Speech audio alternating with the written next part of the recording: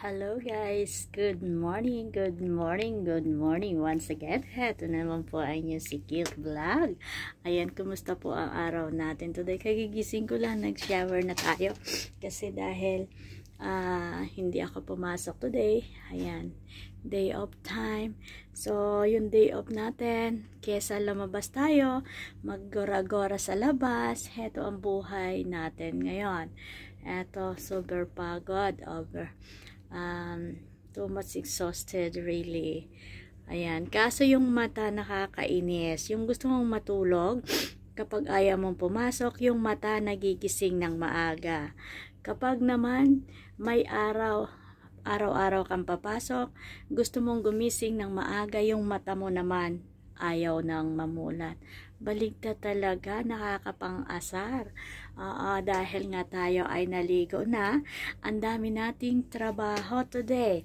Ayan, syempre, nag-washing na kaagad ako. Ang dami ko nilabahan. Ayan pa, sasampay natin, na-dryer natin, dahil wala man tayong mga sampayan. Kung saan-saan lang natin igigilid yan. Makikita mo mamaya yan kung saan-saan gilid yan. Ayan, may mga nakasampay pa ako. Ayan, tanggalin natin yan. Ayan, kasi syempre, hindi pa ako tapos. Ayan, nagwa-washing up. Second batch naman. Oh my goodness. Ang dumi parang, ang dumi ng tubig. Dry natin. Parang isang taon ng para magtipid. Tipid sa sabon yan. Pagsamahin na lang natin yan. Ayan, so i-drain lang natin. Muna ako. Nag-ano pa ako ng paganda muna tayo. Charot lang. Ganito ho, ito yung bahay na. Ito yung nirerentahan ko. Ganito ho yung pag magre-rent kayo ng bahay. Ayan, ito yung mga sinasabing partition. Ito room. May room din dito, dalawa sa loob. Kusina. Yan, kusina yan. Ito kusina namin. Ayan, kusina namin. Ito naman, may rento. Ito, room din yan. Ayan, sa tabi is my room. Ito yung room ko. Ayan, syempre kailangan lagi may cover curtain tayo. Ito yung aking loob ng room. Ayan, makikita yung mga Ayan, kung saan yan, isasampay natin yan. Kung saan-saan tayo gagawa ng paraan dyan, makapagsampay. Syempre, ito yung ating bed. Ayan, at least kahit paano. Ayan, nakakuha na tayo ng bed. Ayan, so yung ibang gamit natin, andyan sa ilalim. Yung ibang gamit naman, nandyan sa aparador. Ayan, syempre yung ating mga simpleng lalagyan, nandyan din. Ayan, syempre nandyan yung aking mga pagkain, naka-stack dyan. Ayan, lalagyan natin ng mga pagkain. Pag may pagkain, ito naman yung ating mga simpleng lalagyan ng sabon. Ayan, tubig. Ayan, yung bigas nandun na sa ilalim. Kanya-kanyang paraan lang. Ayan, syempre nagsasaing ako. Ayan, etling yan, mga pagkain ko yan. Ayan, eto lang sabi nila. Ang grabe ang kutsara ko, isang tao lang ako. Pero ang kutsara ko, isang dosena. Ayan, nawawala yung isa ko. Saan kaya napunta? 4 to Isa. Ayan, ito yung buhay. Buhay dito kapag kayo nagre-renta ng bahay. Mahal naman. Medyo malaki yung bahay ko kasi ito yung pangatlong nag-change ako ng diba? Yung unang room is maliit. Pangalawa is parang hindi pa rin ako comfortable dito. Ayan, at least kahit papaano, ito yung window. Andito tayo sa window. Nasa 11th floor naman tayo.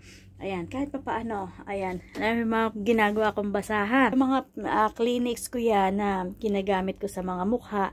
Yun ang ginagawa naman ang pang floor ko dito sa... yan ang ginagawa kong towel sa sahig.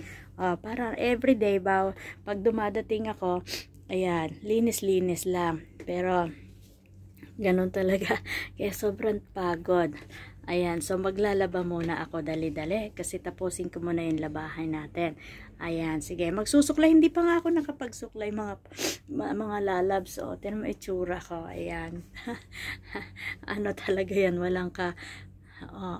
Tapos mamaya-maya tayo. Ganyan yung buhay, ano. Ayan, yan yung buhay. Ayan, buhay kapag nasa ano ka na. Ayan, nagiging ano ka na. Ayan, nagiging ano. Tumataba na naman ako kasi nawala na yung stress ko. Ayan, how many months kasi na sober stress ako kasi ang dami kong mga pinagdadaanan na syempre, alam mo naman tayo, pag may mga problema, hindi pwedeng malaman ng kahit sino, ng kahit pamilya, kailangan ako lang ang nakakaalam.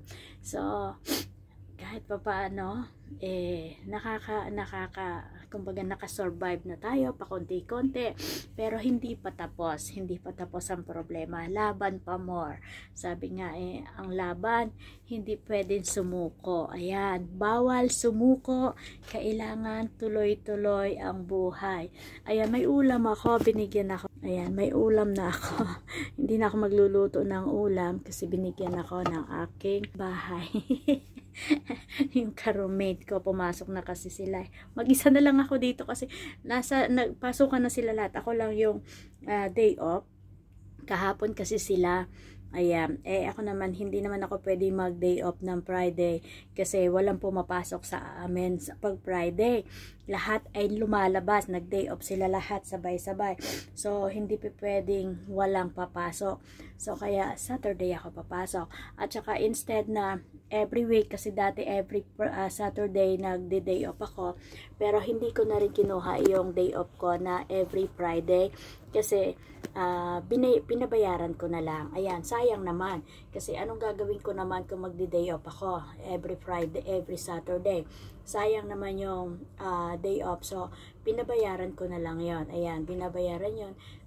Kaya isang beses lang talaga ako lumalabas sa buwan. May bayad na yun yung 3 linggo ko. Ayan, kahit pa paano, nakakatulong yon. Kasi sa pagkain, yung gastusin mo everyday.